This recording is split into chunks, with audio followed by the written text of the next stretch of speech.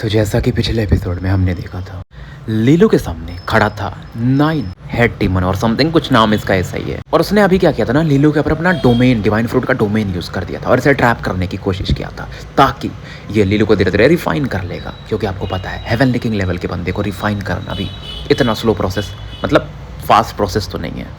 और गाइज मैं कल वीडियो नहीं डाल पाया क्योंकि भाई देखो, सुबह 8 बजे से लेकर शाम 8 बजे तक मैं मतलब बिजी था ऑफिस के काम में। और आज मैंने ऑफिस छुट्टी डाली है क्योंकि भाई मेरा आंख दुख रहा है। मैंने सोचा था सुबह 8 बजे तक वीडियो डाल दूंगा, बट आंख मेरी जवाब दे रही थी, तो अभी मैं रिकॉर्ड कर रहा हूँ 10:30।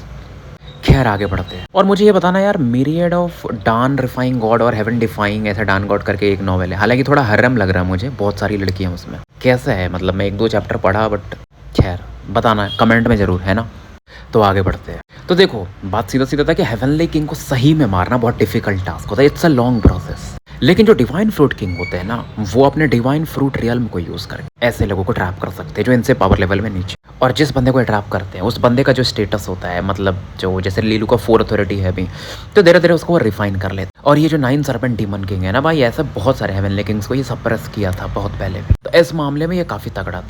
लीलू इधर सीरियस हो चुका था कि मैटर काफी बड़ा था। अब लीलू अपने फिर से मिरियाड मैनिफेस्टेशन व्हील को एक्टिवेट करता है, वही 6 मैनिफेस्टेशन पैलेसेस यानी रेजोनेंस पैलेसेस और 12 रेजोनेंस एट्रीब्यूट्स, और अपना जो उसका वॉइड फ्लेम था ना, वो उसको भी एक्टिवेट करता है। और लीलू अपने सी ऑफ फायर सकोट को प्रोटेक्ट करता है।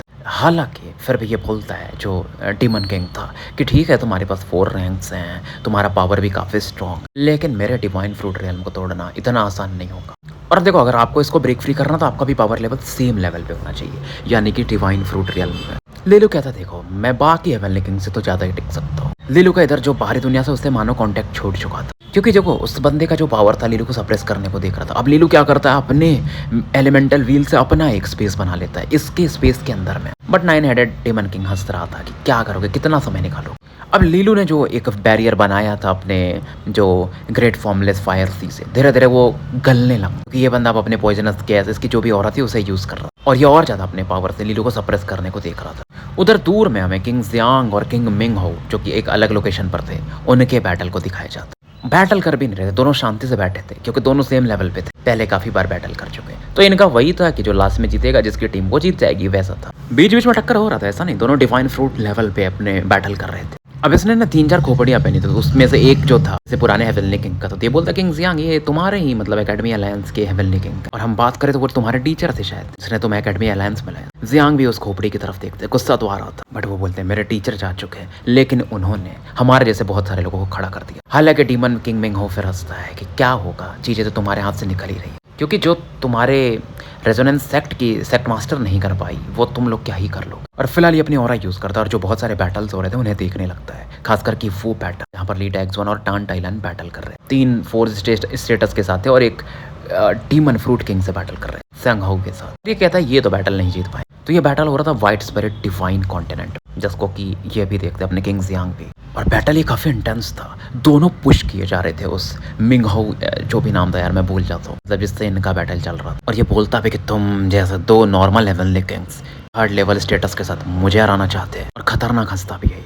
बट इनके साथ जो भी लोग खड़े थे लीड एक्स 1 और टान टाइलन के साथ, वो तो समझ रहे थे कि इन दोनों ने अपना पूरा दिया इस बैटल में। बहुत सारे लोग यहाँ के जो थे नेटिव इस कॉन्टिनेंट के, काफी डर भी रहते अब। और इस समय गोल्डन विंग्ड रॉक हेल्डर को भी दिखाया जाता है, जो कि काफी टेंस में। और ये जो ग्रेट डेमन किंग था ना, 10,000 हंस रहा था बेसिकली। मतलब देखो, जो रॉक बर्ड के फॉर्म में थी वो टान टाइलन थी, और लीड एक्स 1 इस समय ड्रैगन फॉर्म में था। फिर ये डिस्कस करते हैं, लीड एक्स 1 बोलते हैं अल्लाह, ये डिवाइन फ्रूट डेमन किंग बहुत स्ट्रॉन्ग, हमें अपना पूरा देना पड़े। अब ये सुन करके यानी कि टान टाइलन, जो कि गोल्डन विंग्ड रॉक के फॉर्म में थी बर्ड के, कि देखो लीलू और जियांग किंग के भी अपनी लाइफ रिस्क पर डाल रहे हैं, हम पेरेंट्स हो के कैसे रिलैक्स कर सकते। और उसके बाद ये दोनों इनका पावर सिंक्रोनाइज होने लगता, दोनों मर्ज होने लगते, और दोनों मर्ज होकर एक अलग बर्ड बन जाते, जैसे कि आप कह सकते हो गोल्डन विंग्ड सेलेस्टियल ड्रैगन, एक अलग क्रिएचर जो कि विंग बर्ड भी दिख रहा था, साथ में ड्रैगन भी जैसा दिख रहा था। और जो अब इसके अंदर से प्रेशर निकल रहा था, बहुत क्लोज था यार divine fruit heavenly king level के। इवन इसे देख करके ये जो डीमन किंग था 10,000 बोन्स, वो भी थोड़ा हैरान होता कि वाह एक खतरनाक फ्यूजन टेक्निक है, शायद ये तुम लोगों का ट्रम्प कार्ड होगा, लेकिन इसमें तुम अपने लाइफ फोर्स को चला रहे हो, तो कब तक तुम इस अवस्था को मेंटेन कर पाओगे। लीड एक्स1 हंसते हैं कि हम तो जाएंगे लेकिन तुम्हें लेकर जाएंगे, तुम वो टेंशन मत लो। और इस समय ना टांटलन गुस्से में आ जाती है, दोनों मर्ज थे फिर भी। तो लीड एक्स1 बोलते हैं मैंने बोला था कि मैं अपना लाइफ स्पैन पहले यूज करूँ। और जब लीड एक्स1 बोलती है तो टांटलन इग्नोर नहीं कर सकते कि हर एक सेकंड क्या हो रहा था, इनका लाइफ स्पैन खत्म हो रहा है। और फिलहाल ये अपने ड्रैगन क्लॉ वाले स्टेटस पावर को यूज करता है और एक खतरनाक अटैक मारता है जो कि इस 10,000 बोन्स के जो डिफेंस है उसे तोड़ देता है पहली बार। अब ये भी जो था ना 10,000 बोन्स, वो भी खतरनाक अटैक करता। तो बैटल काफी खतरनाक चल रहा था, डायरेक्ट मतलब फिजिकल बैटल था। इधर जो अपने किंग जियांग थे वो बोलते हैं तुम बहुत ज्यादा एक्साइटेड हो रहे थे, मेंगहो से बोलते हैं, क्योंकि अब ये देख रहे थे वो फ्यूजन काफी खतरनाक था। मेंगहो भी बोलता कि ये सच में फ्यूजन टेक्निक तो काफी रेयर है, लेकिन लाइफ स्पैन यूज करके अगर आप इसे यूज कर रहे हो तो क्या मतलब है, खत्म ही हो जाएंगे थोड़े समय में। तो इनका अपना चलता है और जियांग बोलते हैं कि तुम्हें ये समझ में आ रहा है कि हम अपना जान देने से भी पीछे नहीं हटते, इसलिए हम अभी तक एग्जिस्ट कर रहे हैं। इस दौरान मेंगहो स्माइल कर देखो वांग टाइक्सी और बाई मेंगमेंग दोनों डिसएडवांटेज में, और वो लीलू वो तो ट्रैप हो चुका है वो 9 डीमंस किंग के डिवाइन फ्रूट रियल में। लेकिन तभी मेंगहो ये सब बोल ही रहे थे, तभी कुछ तो फील करता। इस समय किंग जियांग भी वही बैटल देख रहे थे लीलू की तरफ, और वो हंसते कि लॉर्ड लुओ, मतलब लीलू को ये लॉर्ड लुओ करके बुलाते हैं, ये इस जनरेशन का खतरनाक बंदा है, तुम अगर उसे अंडर एस्टिमेट कर रहे हो तो तुम्हें प्राइस तो पिक करना पड़ेगा तगड़ा वाला। इधर लगातार ये जो सरपेंट डीमन किंग था लीलू को सप्रेस कर रहा था। लीलू एक फायर का बैरियर बना के था उसके बीच में बैठा हुआ और उस समय एकदम शांत था, मतलब दिखाता था ना कि आप देखो इतने खतरनाक डायर सिचुएशन में हो, मर सकते हो, लेकिन फिर भी आप इतने शांत हो, मतलब आपका विल पावर किस लेवल का है। इसलिए 9 सरपेंट डीमन किंग को थोड़ा सा अजीब लगता है और वो अपने डिवाइन फ्रूट पावर को और ज्यादा लीलू की तरफ भेजता है। लेकिन लीलू इस दौरान आंखें खोलता और लीलू का इस समय ना जो 4 हेड होता है ना, वहां पर वो ट्री पैटर्न चमकता है और इस बार पहले से अलग दिख रहा। इसमें 12 एलिमेंट के एट्रीब्यूट्स पावर थे और ये कमाल था 12 सुपर 9th ग्रेड के एलिमेंटल एट्रीब्यूट्स की वजह से। और साथ में उसमें 4 अलग ऑरास चमक रही थी जो लीलू के 4 रैंक को दिखाती है, जिसमें ना एक अलग वो पैटर्न फील हो रहा था, डिवाइन फ्रूट की ऑरा थोड़ी थोड़ी। ये ऑरा फील करके इस डीमन किंग का एक्सप्रेशन बदलता, इसको समझ में आ जाता है लीलू करना क्या चाहता था, इतने समय तक शांत क्यों। बेसिकली लीलू क्या कर रहा था ना, इसको जो प्रेशर आ रहा था डिवाइन फ्रूट की पावर की वजह से सामने वाले की तरफ से, तो लीलू उसके थ्रू अपने डिवाइन फ्रूट को बनाने को देख रहा था। और अब ये समझ जाता है डीमन किंग। लेकिन फिर भी देखो डीमन किंग के हिसाब से अगर आप 4th रैंक स्टेटस पे भी हो, उसके ऊपर डिवाइन फ्रूट स्टेटस ही है, लेकिन उसमें बहुत समय लगता है। हालांकि लीलू जो पावर बनता है क्योंकि उसको ज़्यादा समय तक मेंटेन नहीं कर सकता था, तो फिर से अपना धनुष निकालता है, फुल पावर को यूज करता है और अपने बॉडी में थोड़ा होल करता है, उसमें से ब्लड निकल। और इस समय ना एक ड्रैगन हॉर्न टाइप की औरत थी, जैसे ड्रैगन का जो सिंग होता है वैसा, क्योंकि लीलू ने अपनी ड्रैगन एंसेस्टर बॉडी बनाई थी, तो उसी समय ये चीज़ भी इसको प्रकट हुआ था, मिला था। तो इस सिंग को इस्तेमाल करता है भाई तीर के रूप में, मतलब उसको ऑरा को मर्ज कर इससे ये अटैक करता है डिवाइन फ्रूट रियल्म का जो वॉल बनाया था इस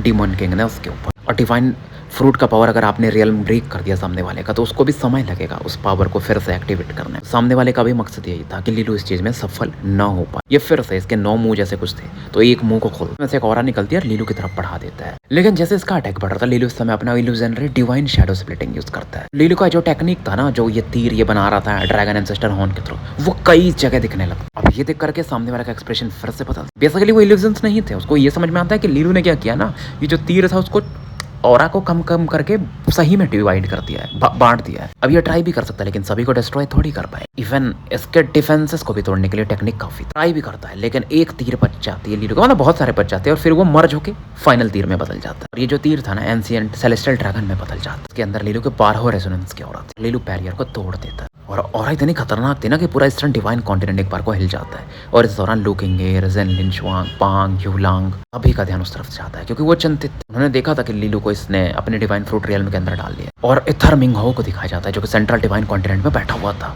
किंग जियांग के साथ। वो हैरान था कि इस बंदे ने सही में डिवाइन फ्रूट रियल्म को तोड़ दिया 9 सरपेंट के। फिर ये सोचता यार ये बंदा ना सेक्ट लीडर के जैसा दिखता है जो उस समय थी। फिर कहता तुम्हारा डिवाइन कॉन्टिनेंट सही में जियांग ना बहुत जिद्दी है, हमें जल्दी ऐसी चीजों को निपटाना पड़ेगा, नहीं तो ये फ्यूचर में हमारे लिए प्रॉब्लम बन सकते हैं। इसके बोलने के बाद ही ना किंग जियांग एक ऑरा फील करता, तो बाउंड्री वॉल था ना जो कि शैडो वर्ल्ड और इसको अलग करता, तो वहां से कुछ ब्लैकेस्ट क्रिएचर्स बहुत सारे मानो आगे आ रहे हो। और जो पीछे एक औरत थी ना उससे खतरनाक ऑरा फील करते King Jiang, source of all evil वाली ऑरा।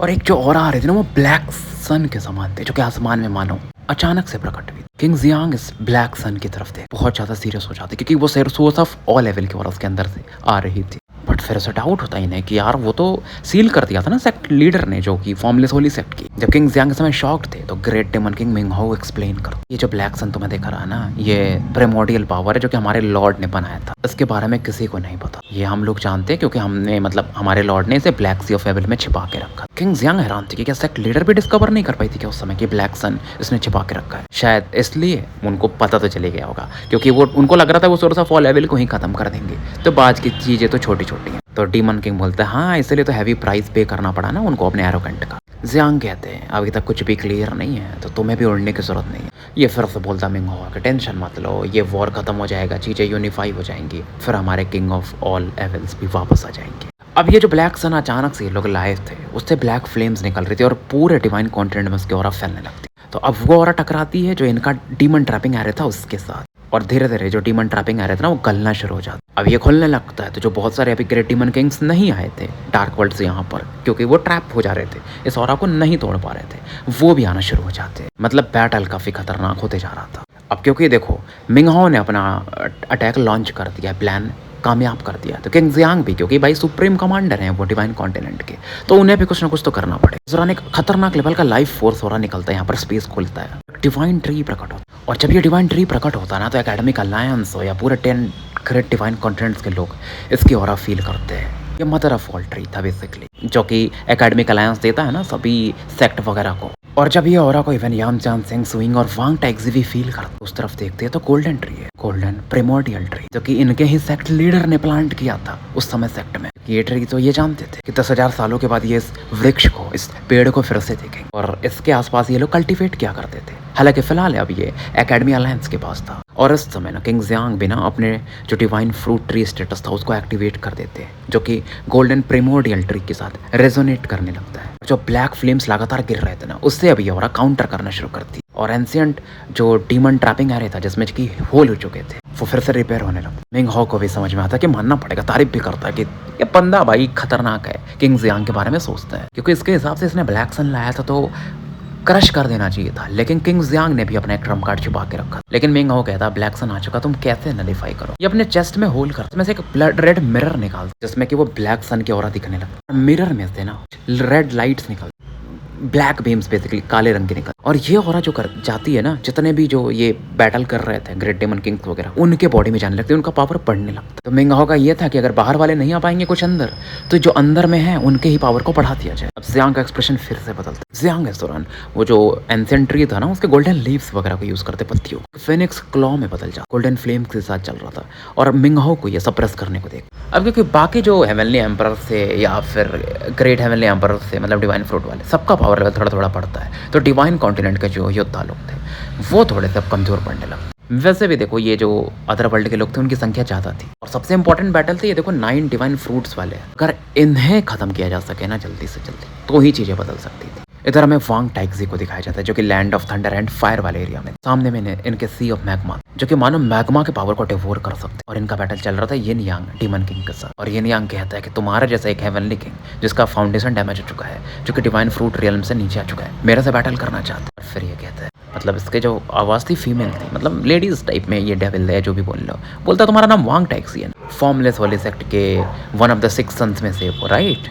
मेरे पास तुम्हारी मेमोरीज है, मेरे सीनियर्स वगैरह जहाँ से भी आई हैं, तुमने सेक्ट लीडर को अपने फॉलो किया था, डार्क वर्ल्ड में आए थे, और डिवाइन फ्रूट डीमन किंग वगैरह को भी सप्रेस किया, और फिर तुम उस चक्कर में इंजर्ड भी हुए थे, बहुत सारे लोगों ने मिल करके तुम्हें कर दिया, जो कि 10,000 सालों से खत्म हो चुका है, कैसे प्रकट हो सकता है। लेकिन कोई ना, अब तुम पहले जैसे स्ट्रॉन्ग नहीं हो। ये सब सुनने के बाद भी वांग टैक्सी शांत, वैसे भी उनके में अंदर अब वो इमोशंस था नहीं, क्योंकि पूरी तरह से तो वो रिवाइव हुए भी नहीं, पहले ही वो बैटल में थोड़ा डिसएडवांटेज में थे, और अब ये येन यांग डेमन किंग, इसको वो ब्लैक सन का भी पावर मिल चुका है, तो इसका पावर और बढ़ चुका था। और टैक्सी फिर थोड़ी देर बाद बोलते हैं कि क्योंकि तुम्हारे पास मेरी मेमोरीज भी है, तो तुम्हें ये भी पता होगा कि मैंने उस डिवाइन फ्रूट डीमन किंग को कैसे सप्रेस किया था और मारा था। ये सुन करके येन यांग डीमन किंग, इसका आधा चेहरा मेल था आधा फीमेल था, एक्सप्रेशन पता, जब तक ये बोल पा दुनिया में एक अलग सी हलचल होने लगती है, पृथ्वी फटने लगती है, लावा वगैरह जो ज्वालामुखी होती है वो बाहर निकलने लगते हैं, फिर एक बड़ा सा ना स्क्रॉल बन जाता है लावा का, इसके अंदर एक डिवाइन टाइगर की ऑरा दिख रही है। ये था divine tiger carrying mountains to subdue demon scroll, जैसे कि इन्होंने सीखा था वांग टैक्सी ने सेक्ट लीडर के थ्रू।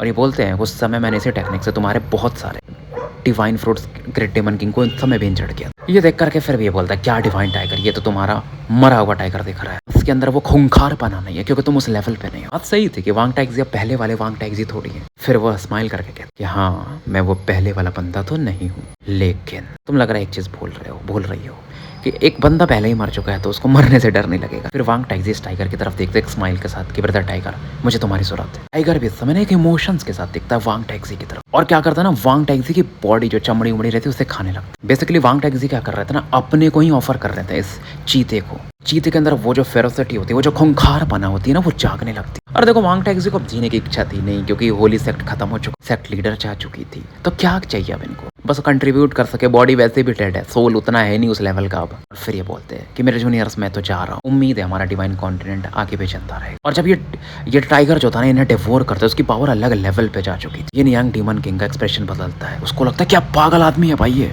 देखो वांग टैक्सी अगर उसको हरा नहीं सकते थे तो मतलब हार भी नहीं सकते थे वो वैसे भी, लेकिन उन्होंने बोला कि इसको निपटा ही देते हैं, क्योंकि नहीं तो वैसे भी ये बैटल लंबा ही चलता। अब जो टाइगर था उसके पास वांग टैक्सी का वो मरता हुआ विल पावर भी, सीधा अटैक करता है। इसे ये नियांग डीमन किंग कितने भी अटैक करता है वो अपने ब्लैक और व्हाइट डिवाइन फ्रूट के थ्रू उसे काटते जाता है ये चीता, और अपने अंदर में समझ लो इस नियांग डीमन किंग को डिवोर कर जाता है, क्योंकि मर तो सकता नहीं था लेकिन सप्रेस हो गया। तो यहाँ का जो मेन मैटर था थंडर फायर डिवाइन कॉन्टिनेंट का, अब वो शांत हो चुका था। ये नियांग डीमन किंग सप्रेस हो चुका था और वांग टैक्सी इस दुनिया से जा चुके थे।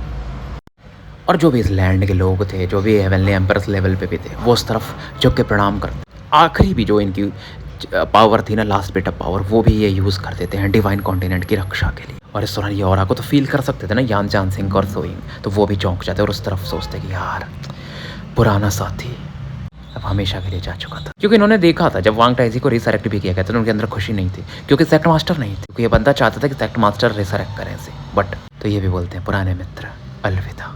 अब इस समय यान चान सिंह और सोइंग का भी ध्यान अपने अपने बैटल्स पर जाता। इधर हमें कांग मिंग डिवाइन सेट को दिखाया जाता है, जहाँ पर बाई मेंग मेंग खड़ी, पीछे में वही बटरफ्लाई के विंग्स दिख रहे थे और खतरनाक कुछ टैटू मार्क दिख रहे थे। अब देखो जा तो चुकी हैं वो पिल्स एंड जो थी हमेशा के लिए, लेकिन उनका जो कॉन्शियसनेस है अभी भी बाई मेंग मेंग की बॉडी में था। वो भी इस ऑरा को फील करती है ना जब बैटल कर रही थी, तो कि वांग टैक्सी अब जा चुके हैं, तो आंखों में थोड़े आंसू थे। अब बाई मेंग मेंग के सामने जो था वो ग्रेट डीमन किंग था एपिस वाला, जो कि धीरे धीरे अपनी ऑरा फैला रहा था। और बाई मेंग मेंग डिसएडवांटेज में थी इस बैटल में, क्योंकि इनका भी पावर अब उस लेवल तक तो नहीं था डिवाइन फ्रूट रियल में था। वैसे भी इस ग्रेट डीमन किंग का पावर बढ़ चुका है जब से वो ब्लैक सन उसने यूज किया था मिंग हो ने। और अगर ये बैटल खत्म नहीं किया गया तो चीजें और खतरनाक हो सकती है।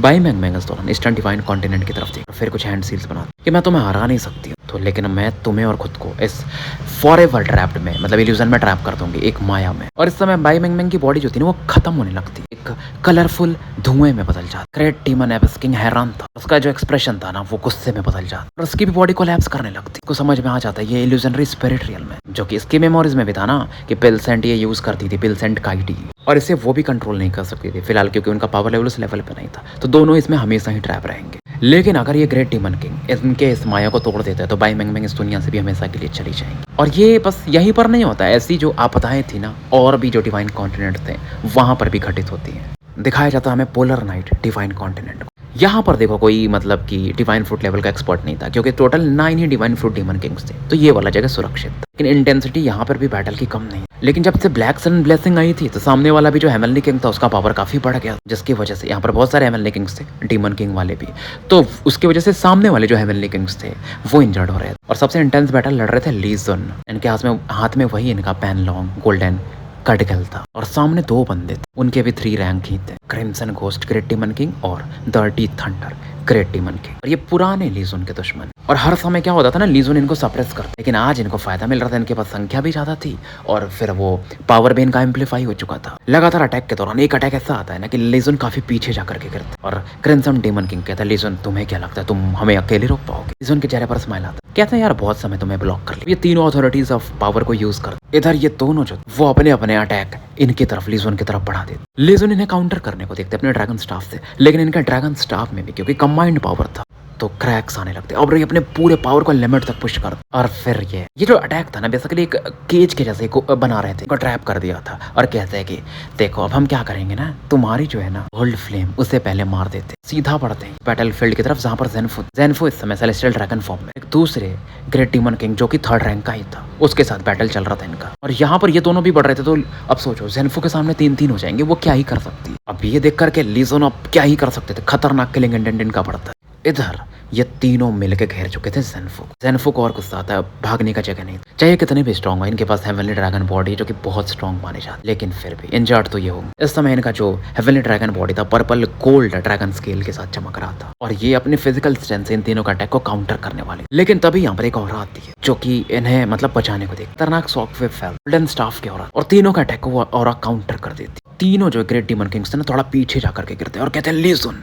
ज़ेनफू इज़रान चौंक जाता, वो हैरान थे कि ली सुन अचानक से स्ट्रॉन्ग कैसे बन गए और इज़रान स्पेस खोलता है और ली सुन बाहर आता और फिर कहते हैं आफू मैं स्ट्रॉन्ग हूँ कि नहीं। वो देखती हैं ली सुन की तरफ, उनके ऊपर में एक और स्टार रिंग की और चमक रही, मतलब इनका पावर लेवल बढ़ चुका था और ये 4 अथॉरिटी पर पहुंच चुके थे। और कहती है ये चौक करके तुम 4th रैंक पर पहुंच गए। और वो कहते हैं यार अब मैटर ऐसा आ चुका था, मुझे लग रहा था कि अब मैं उस लेवल पे पहुंच चुका हूँ, ब्रेक थ्रू कर सकता हूँ। हालांकि 4th रैंक मेरा बस अपने इनिशियल फॉर्म में, पूरी तरह से इसको रिफाइन करने में समय लगेगा क्योंकि ज़ेनफू भी देखो 3rd रैंक के पावर पर ही है और लंबे समय से ब्रेक करना चाहता, बट इनसे पहले ली सुन कर चुके थे वो चीज़, जबकि वो पहले इनसे पावर रैंक में पीछे हुआ करते थे। और ज़ेनफू कहती है अब तुम्हारा 4th रैंक भी बन चुका, अपनी फिजिक अब तो बदल लो, हमेशा बच्चे के जैसा दिखना। क्योंकि देखो इवन ज़ेनफू का ह्यूमन जो फॉर्म में था ना, क्योंकि ड्रैगन खानदान से आती थी तो काफ़ी लंबा, वो चाहती थी कि ली सुन इनके हाइट का कम से कम बन जाए। ली सुन खांसते और कहते यार लाइफ लंबा है, फन चाहिए, मैं तो बोरिंग नहीं हो जाएगा। फिर वो कहते छोड़ो ये सब, पहले बैटल देखते। तो अब ये बैटल में ना, क्योंकि अब इनका पावर लेवल बढ़ चुका था तो ये इनको काउंटर कर पा रहे थे। उधर एक दूसरे बैटल को हमें दिखाया जाता जहाँ पर ली सिंह है, और ली सिंह का पता है बैटल किससे चल रहा, वही जो डीमन किंग जो एक बार प्रकट हुआ था इनके लोकेशन, ह्यूमन फेटस, वो उसके 3 फेटस थे उन्हीं के साथ। और वो धमका भी रहा था कि अब तुम क्या करोगे, ब्लैक सन का पावर मिल चुका है, अब मेरा पावर लेवल तुमसे ऊपर, तुम्हारे पास एक ही लेवल का स्टेटस है, मेरे पास 2 लेवल का स्टेटस है और ब्लैक सन का पावर। ली सिंह कहते देखो मुझे मेरे ग्रैंडसन को तो हेल्प करने की जरूरत नहीं, वो मुझसे ऊपर जा चुका, बस मैं उसकी इतनी हेल्प कर सकता हूँ कि फालतू की प्रॉब्लम्स ना हो, यानी मैं तुम्हें सील करता, इस बार मैं उसे पूरा करूँ। ली सिंह आगे बढ़ और ज़रान वो बंदा अटैक कर, ली सिंह की बॉडी मानो फूट जाती, लेकिन जब बॉडी फूटती है ना तो एक बारिश की तरह और बंद, और जो कि इस फेटस किंग को ना घेरने लगा, वो भागने को, लेकिन ये औरा क्या करती है ना, इसको पूरी तरह से सील कर देती, पूरा एरिया में गोल्डन बाम्बू फॉरेस्ट बन जाता है। ली सिंह ने क्या किया था ना, खुद को क्या किया था, बाम्बू फॉरेस्ट में बदल लिया था और इसको ट्रैप कर दिया था 300 सालों के लिए, क्योंकि इनके हिसाब से ये समय काफी होगा। लेकिन जब ये चीज होती है ना तो दूर में जो एक अलग डिवाइन कॉन्टिनेंट यानी व्हाइट स्पिरिट डिवाइन कॉन्टिनेंट में जो बैटल चल रहा था, गोल्डन विंग्ड हेवनली ड्रैगन यानी कि ली टाइक्सोन और टान टाइलन, वो उस तरफ देखते हैं और कहते हैं पिताजी, क्योंकि ब्लड कनेक्शन वो ली सिंह की और फील करते हैं जो कि इस दुनिया से गायब हो चुकी थी, और साथ में उस ग्रेट डीमन किंग की भी, और ये समझ चाहते कि क्या हुआ था। ली सिंह ने अपनी औरत से उसे सील कर दिया, लेकिन अब 300 साल का जब वो चीज खत्म होगा ना तो ली सिंह का जो पावर है पूरी तरह से खत्म हो जाएगा। और ली सिंह जानते थे कि मेथड बेस्ट है, क्योंकि वो इस बंदे को रोक नहीं सकते थे, नहीं तो क्योंकि पहले से उसके पास 2 अथॉरिटी का पावर था, प्लस ये बूस्ट मिल गया था जो पावर। और टान टाइलन समझाती है कि टाइक्स वन टेंशन मत लो, अगर ये बैटल हम जीत चाहते हैं तो हम पिताजी को सील को पहले ही तोड़ देंगे समय से, 300 साल पहले से, तो उनका स्टेटस थोड़ा बहुत डैमेज हो, लेकिन फिर भी वो रिकवर तो कर सकते। ली टाइक्स वन जानते थे ये बैटल आसान तो नहीं है, फोकस करते हैं इस बोन डेमन किंग पर कि यार ये वाइफ या डिवाइन फ्रूट स्टेटस वाला बंदा बहुत पावर में, ऐसे खींचेंगे तो हमारा लाइफ स्पैन भी खत्म हो जाएगा और हम इसको सील भी नहीं कर पाएंगे। टान टाइलन समझ रही थी कि अगर वो इसे नहीं रुक पाते हैं तो एक डिवाइन फ्रूट बढ़ेगा बैटल में, तो जिसके लिए लिलू और ज़ियांग किंग पर प्रॉब्लम्स आएंगे कि पिताजी जब ऐसा कर सकते तो हम क्यों नहीं। इधर जो ये 10,000 बोन्स था ना वो स्पेस को चीरते हुए इनकी तरफ पड़ रहा, इन पर अटैक कर, मतलब ये क्या चाहता था, इनके पावर को डिवोर कर जाए, उसके अंदर लालच आ रहा था ताकि इसका पावर और ऊपर जा सकता है। इसका जो बोन का भाला था ना उसका पावर बहुत खतरनाक था, ड्रैगन के क्लॉज भी उसको नहीं पकड़ सकते। सीधा वो अटैक ना स्पेस को चीरते हुए इनकी यानी गोल्डन विंग्ड हेवनली ड्रैगन की बॉडी की तरफ पड़ता और इंजर्ड भी कर देता है। लेकिन ये जो हेवनली ड्रैगन था गोल्डन विंग्ड, वो पीछे नहीं हटता, वो आगे बढ़ता, आसपास का स्पेस ना कोलैप्स करने लगता, जैसे देख करके अब 10,000 बोन समझ जाता है कि तुम लोग मुझे नल स्पेस में खींचना चाहते हो, केओटिक स्पेस। इससे किससे काफी गुस्सा आता है, क्योंकि देखो आपको पता है स्पेस में अगर आप पहुंच गए वहां के अगर और केओटिक है ना तो आप भी नहीं निकल सकते, चाहे इवन आप डिवाइन फ्रूट लेवल पे हो। हालांकि ये ली टाइक्सोन और टान टाइलन बहुत बड़ा प्राइस पे कर रहे थे, बट अब जरूरत थी उसकी। फिलहाल ये स्पेस को वैसे ही फोड़ फाड़ देते हैं और अंदर खींचे चले जाते हैं, जिसके अंदर ग्रेट डीमन किंग भी चला जाता है। जाते जाते फिर भी ये बोलते हैं 5 डरना मत, मैं तुम्हारे साथ। ये जो इनका टेक्निक था वो वॉइड एक्साइल था, बिना टान टाइलन के स्पेशल मैनिपुलेशन के ये अचीव नहीं किया जा सकता था। वो जानते थे ली टाइक्सोन की इनकी जो बीवी है यानी टान टाइलन, वो केओटिक डेप्थ से बहुत डरती थी। भाई जानते हो वहां पर इंसान पागल हो सकता है, डार्कनेस ही रहेगा यार, कुछ नहीं है, पूरा स्पेस खाली, लेकिन ये करना भी जरूरी था। टान टाइलन की भी आवाज आती है डर तो रही होंगी बट कहती है कौन डरता है, तुम डरते होगे, मैं नहीं। और ली टैक्स 1 फिर हंसते हैं और कहते हैं हम साथ में है ना, तो क्या ही बात है। फिर वो एक स्पेस से अपनी ऑरा ट्रांसफर कर लेते, लीलू ज़ियांग किंग डरना मत, आगे का रास्ता कठिन है लेकिन तुम्हें बढ़ना तो पड़े। ईस्टर्न डिवाइन कॉन्टिनेंट और मिरियाड विंड डिवाइन कॉन्टिनेंट की तरफ देखते हैं, जहाँ पर लीलू और ज़ियांग किंग थे। ज़ियांग किंग को हमें दिखाया जाता है जिसके हाथ में वही होली फिनिक्स अम्ब्रेला था, और वो उस तरफ देखती है जहाँ पर ली टैक्स 1 और टांटाइलन का बैटल था, यानी एक अलग डिवाइन कॉन्टिनेंट में, क्योंकि ऑरा फील कर सकती। अचानक से रुकती है, मतलब बैटल कर रही थी फिर, और इसका बैटल चल रहा था 10,000 आई डीमन किंग से, और ये बैटल भी काफी इंटेंस था। ये बंदा भी ना, मतलब ज़ियांग किंग पर अपने डिवाइन फ्रूट रियल्म के पावर को यूज कर रहा है। वो हार्ट ऑफ लाइट के थ्रू, मतलब ये जो लोकेशन था पता कर रही थी वो कहाँ पर है और कैसे ब्रेक करना है। और इस दौरान वो अपने मतलब ली टैक्स 1 और टांटाइलन के ऑरा को फील करके थोड़ा विचलित फील करती, बट समझ जाती कि कुछ मेजर रहा होगा, क्योंकि उनका भी battle divine fruit demon king से था और उन लोगों का पावर लेवल तो 3rd स्टेटस पे ही था, तो उन्हें करना पड़ा होगा। लेकिन अब ये काफी गुस्से में आ जाती। उसकी आंखें जो थी ना, इमोशंस की वजह से उसमें चेंजेस आते और ज्यादा गोल्डन चमकने लगा। हल्का पहले गोल्डन हुआ करता ना, पूरा गोल्डन हो जाता, मतलब इसका पावर लेवल बहुत तेजी से ऊपर जा रहा था। तो स्टोरी हम यही समाप्त करते हैं और मिलते हैं फिर कल एक नए एपिसोड के साथ। तब तक के लिए मैं आपका साथी एनालकेमिस्ट AKA मुसाफिर विदा लेता हूँ।